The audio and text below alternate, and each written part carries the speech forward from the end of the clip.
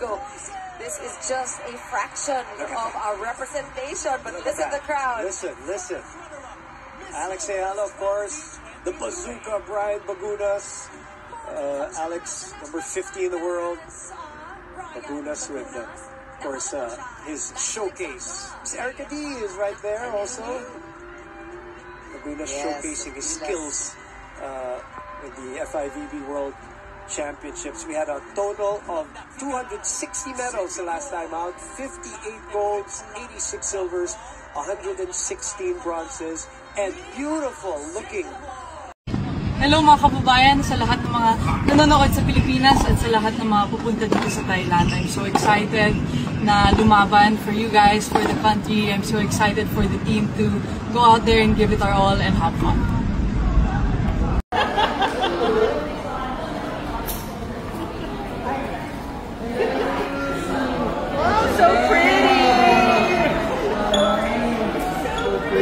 Alex, which one is your favorite again?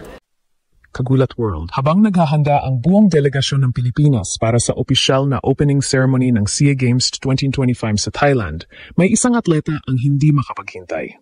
Si Alexandra Ella, ang Pinoy tennis queen at karangalan ng bansa, ay hindi na inuna ang parade o ang festivities. Sa halip na magpahinga, ginulat niya ang buong Bangkok matapos makita na nag-iisa siyang nagte-training sa court bago pa man magsimula ang mga laro. Ito ang viral moment na nagpapatunay na ang pagiging flag bearer ay hindi lang tungkol sa pagmamartsa. Ito ay tungkol sa walang humpay na sakripisyo at dedikasyon para sa bayan. Dala-dala ni Ala ang kanyang career best na performance mula sa WTA Tour at sa mga matitinding ITF circuits sa Europe.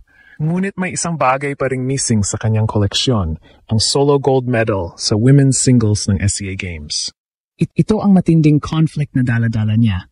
Paano mo pagkakasyahin ang world-class tennis ang pagiging bahagi ng WTA Top 100? At ang pressure na manalo sa isang regional tournament na inaasahan ng buong sambayanan. Ito ay tinatawag nating WTA versus Bayan, ang paghahalo ng elite competition at ang emotional commitment sa bandila. Ang mga Thai at kalabang bansa ay hindi makapaniwala sa nakita nila. Habang abala ang iba sa pag-adjust sa klima o sa pagiging tourist, si Ala ay naghahatid na ng warning shot sa kanyang mga karibal. Ang kanyang maagang pag-iinsayo ay nagpapakita ng isang malalim na mensahe, hustle never stops. Ang kanyang mga shot ay mas malakas, mas precise, at mas focused kumpara sa mga nakaraang SEA Games. Hindi na ito ang rookie na Ala. Ito na ang battle-tested na Ala na handang ibigay ang kanyang lahat para lang masungkit ang ginto at kulitin ang buong Southeast. Kaya naman, habang naghihintay tayo sa kanyang first match na inaasahang magaganap sa ika-13 o ika-14 ng Setyembre, ang tanong ng lahat ay, makakaya ba niya ang bigat ng buong bansa na nakatingin sa kanyang balikat? Magagamit ba niya ang weapons na pinanday niya sa WTA para tuluyang maselyuhan ang matamis na singles gold? Ang kanyang mabilis at viral na pag-iinsayo ay ang pinakaunang hakbang sa pag-rally muli sa pananampalataya ng mga Pilipino na ang ating queen ay handa sa legacy comeback. Pagkatapos ng Grand Slam at WTA Top 50 success, bakit kailangang bumalik sa Southeast Asian Games? Ang pagdating ni Alexandra Ella sa Bangkok ay hindi lang simpleng pagdalo sa isang regional meet. Ito ay isang matinding deklarasyon ng kanyang unwavering commitment sa Pilipinas. Isang statement na tinigilan na ng maraming elite athletes sa mundo. Matapos ang kanyang meteoric rise sa WTA Tour, kung saan nakarating siya sa semifinals ng Miami Open, nanalo ng WTA 125 title, at tuluyang pumasok sa top 50 ng mundo. Marami ang nag-akala na tuluyan na siyang magpo-focus sa mas malalaking Grand Slam at Tour events. Sa tennis, ang oras ay pera at ang SEA Games ay hindi nagbibigay ng WTA ranking points na katumbas ng kanyang WTA status. Kaya ang pag-uwi at paglalaro niya rito ay nagpapakita ng isang malaking sakripisyo. Ito ang internal conflict ni Ala. Ang kanyang karera sa WTA ay nangangailangan ng tuloy-tuloy na paglalaro sa mataas na antas. Ang pag-commit sa SEA Games ay nangangahulugang temporary break mula sa sirkulo ng mga top 50 players na naglalagay ng panganib sa kanyang momentum at ranking. Ngunit sa kabilang banda, bit-bit niya ang pangarap ng bansa. Ang Pilipinas ay matagal ng uhaw sa women's singles gold sa SEA Games.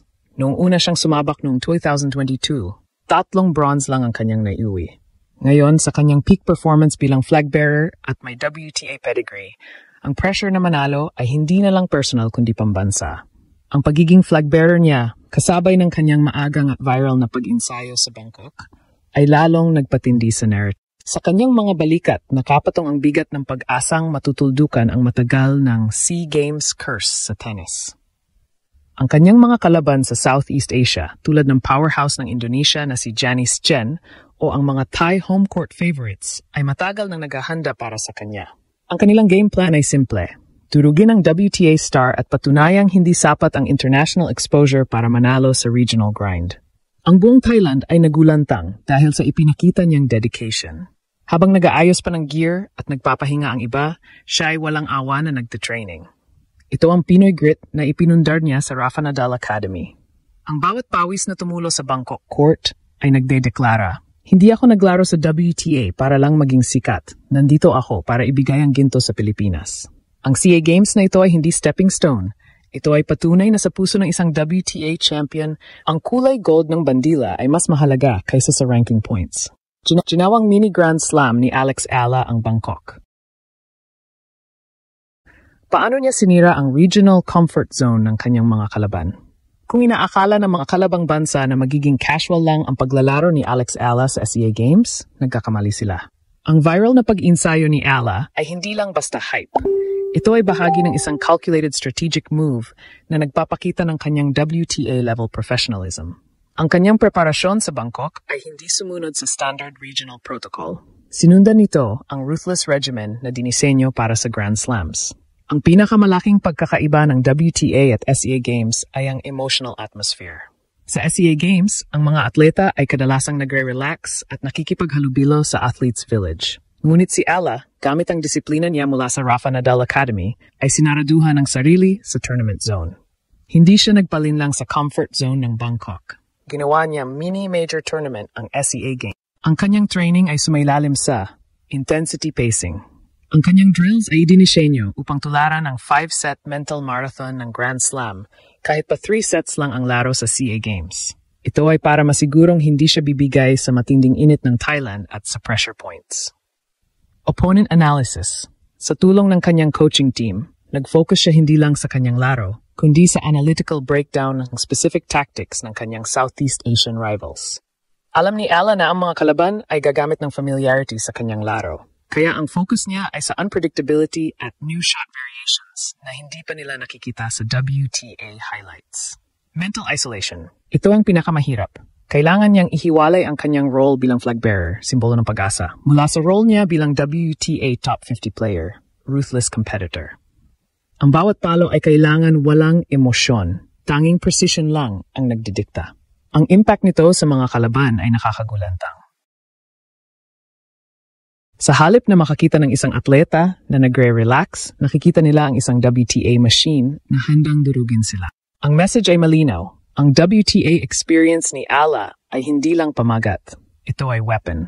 Ang kanyang serve ay naging mas malakas, ang kanyang forehand depth ay mas matindi, at ang kanyang court coverage ay mas mabilis. Ang mga ito ay skills na pinanday niya habang nakikipagpalitan ng bola sa mga world top 10 players, skills na hindi kayang tapatan ng regional circuit. Dahil dito, ang conflict ay nagiging mas personal para sa kanyang mga kalaban.